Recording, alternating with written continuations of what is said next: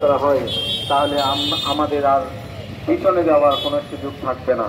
তাই আমি প্রশাসনের কাছে জানাতে চাই, শ্রদ্ধেয় ডক্টর এস দীপঙ্কর মহাতেরো মহোদয়কে যেভাবে তিনি হত্যা হয়েছেন, এবং অনেকেই আমি বলবো আমরা সেটা ফেসবুকে মানুষগুলোকে চিহ্নিত করতে পারছি, তারা একটি গুরুর, তারা অনেকটা পদলেহী এবং সে অনুসারী, তারা সকলেই সেটাকে আত্মহত্যা বলে তারা প্রচার করছে।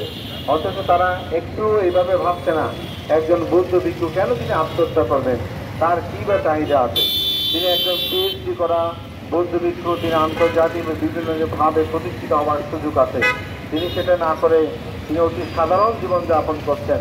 সুতরাং আমরা আসল রহস্যটা না জেনে যদি তারা এভাবেই বলে, আমরা বান্দরবানের সাথে সার্বক্ষণিক যোগাযোগ করে দেখেছি, তারাও বলছে আমরা কোনো ক্রমে এটা বুঝতে পারছি না আসলে বিষয়টা কেন হয়েছে।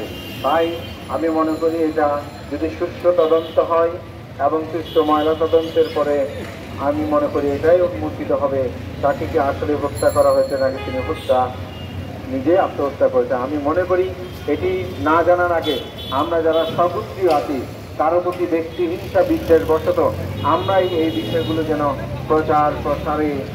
প্রচারের ক্ষেত্রে এরকম একঘেয়েমিটা গুরুবাদিতা অপত্যাগ করেই আমরা যেন একই সূত্রের গাথায় আবদ্ধ হয়ে আমরা যেন এর সুষ্ঠু তদন্তের দাবি জানাই।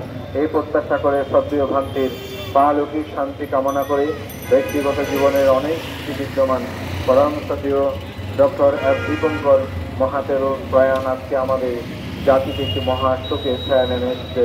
তার মতো প্রতিভাবান, তার মতো ভাগ্যপ্রবর, তেজস্বী